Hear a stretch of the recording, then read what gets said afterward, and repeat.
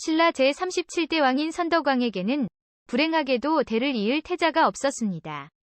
왕은 밤낮으로 고심을 하며 자신의 후대를 걱정했지만 왕비의 몸에서는 전혀 태기가 있을 것 같지 않았습니다. 그러나 이와 같은 왕의 고심과는 반대로 김주원과 김경신은 속으로 왕의 후사가 없기를 은근히 바라고 있었습니다.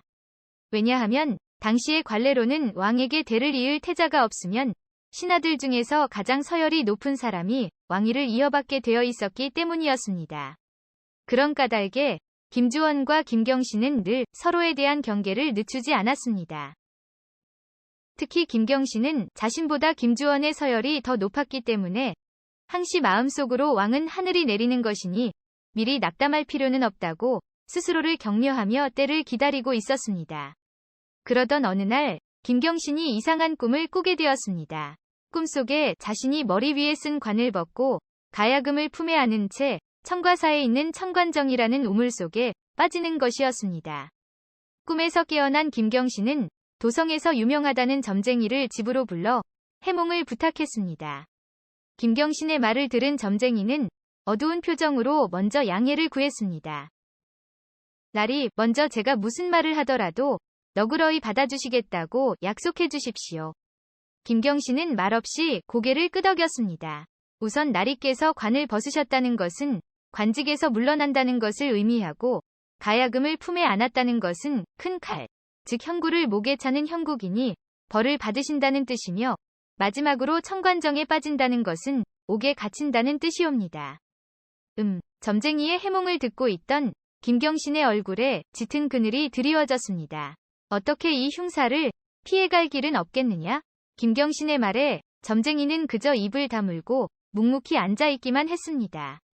알았다. 내 자네에게 부탁하느니 오늘 자네와 내가 나눈 얘기를 어느 누구에게도 발설해서는 안 된다. 알겠느냐? 예, 나리. 명심하게 싸웁니다. 점쟁이가 돌아간 후 김경신은 상심하여 자리에 알아눕고 말았습니다. 집안 식구들이 무슨 일이냐고 아무리 물어도 그는 입을 다문 채 얘기하지 않았습니다. 다만 부인에게만 점쟁이와의 일을 얘기했는데 공교롭게도 부인의 몸종이 문 밖에서 그 얘기를 엿듣고는 소문을 내고 말았습니다.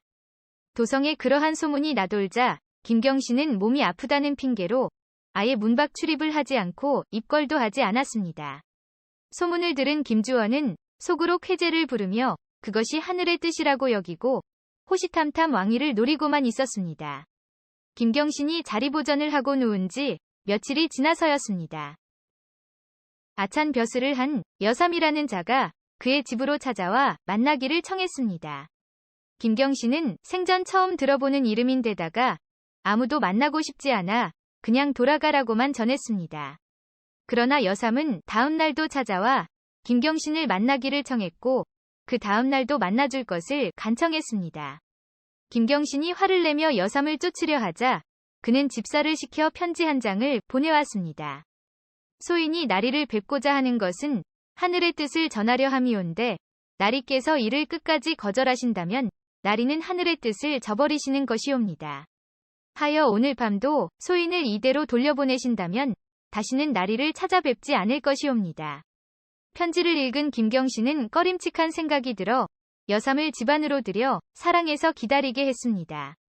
잠시 후 김경신은 집사에게 술을 내어 오라 이르고 사랑으로 나갔습니다.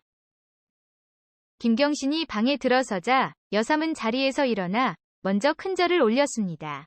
술상이 차려지고 먼저 김경신이 술을 따르려 하자 여삼이 불쑥 이런 말을 했습니다.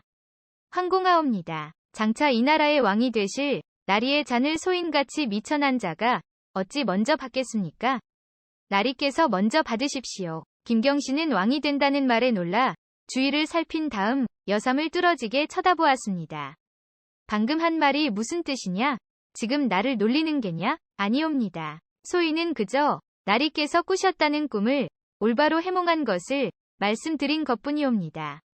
여삼은 조금도 주저하지 않고 거침없이 말했습니다. 꿈이라니? 전날 내가 꾸었던 그 흉몽 말이더냐? 김경신의 힐난하는 말투에 여삼이 강력한 어조로 대답했습니다. 흉몽이라니요? 나리. 그 꿈은 흉몽이 아니라 천하에 둘도 없는 길몽이옵니다. 김경신은 여삼을 향해 준엄하게 물었습니다. 너도 점쟁이인 게냐? 아니옵니다. 소인은 그저 도술에 조금 능통할 뿐이옵니다. 좋다. 그렇다면 어디 한번 너의 해몽을 들어보자.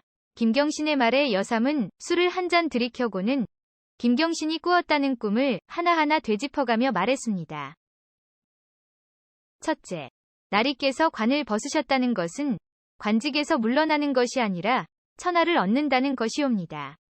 관을 벗으면 곧 하늘을 머리에 쓰게 되는 형상이니 그 뜻이 아니고 무엇이겠습니까? 둘째로 나리께서 가야금을 품에 안으신 것은 칼을 목에 차는 것이 아니라 12대 자손이 왕위를 이으신다는 뜻입니다. 생각해 보십시오. 나리께서는 내무랑의 12대 손이 아니십니까? 가야금의 12줄은 그 뜻을 표시하는 것입니다. 그렇다면 셋째는 김경신은 여삼의 말에 공감하며 조금씩 심취해 갔습니다. 셋째로 나리께서 청과사에 있는 청관정이라는 우물 속에 빠지신 것은 바로 궁궐에 들어가신다는 의미입니다. 청관정의 글자를 보읍소서. 청관이라 함은 보석으로 치장한 훌륭한 관을 뜻하는 것으로 이 나라에서 어느 누가 그런 관을 쓰겠습니까? 왕이 아니라면 어느 누구도 그러한 관을 쓸 수가 없사옵니다. 여삼의 말을 모두 들은 김경신은 조용히 머리를 끄덕였습니다. 그런데 한 가지, 내 위에 김주원이 버티고 있는데 그 점은 어찌 생각하는가? 김경신의 말투는 어느새 달라져 있었습니다. 김주원은 북천 건너편에 살고 있으니 미리 예방하시는 방책으로 그 북천에 사는 용에게 제사를 지내시면 후일 도움이 되실 것이옵니다. 김경신은 여삼에게 많은 돈과 재물로 후사하고 다음 날로 여삼의 말대로 북천에 사는 용에게 제사를 지내고 아무 일 없었던 것처럼 입궐했습니다. 그 일이 있은 지 얼마 지나지 않아 선덕왕은 끝내 후사를 잊지 못하고 승하하고 말았습니다. 관례에 따라 김주원이 왕위를 계승할 것이라고 여긴 신하들은 그를 찾았습니다. 그런데 그때 김주원은 북천 너머 자신의 집에서 왕의 승하 소식을 접했습니다. 김주원은 자신이 왕위를 계승할 것이라는 기대에 차서 서둘러 집을 나서 대궐로 향했습니다. 김주원을 모신 행렬이 부랴부랴 북천에 도착했을 때였습니다. 큰 비도 오지 않고 장마철도 아니었는데 갑자기 강물이 크게 불어 도저히 배를 띄울 수 없는 상황이었습니다. 여삼의 예언대로 북천의 용이 조화를 부린 것이었습니다. 김주원이 다급한 마음에 어서 강물이 줄어들기를 기다리며 노심초사하고 있을 때 김경신은 먼저 대궐로 들어가 왕위를 이어받고 즉위식을 치렀습니다. 처음에는 반대하던 신하들도 김경신이 즉위식을 끝내고 왕좌에 앉자 더 이상 어쩔 도리가 없어 모두들 허리를 굽히고 신앙에 대한 예를 표했으니 이가 바로 제38대 원성왕입니다.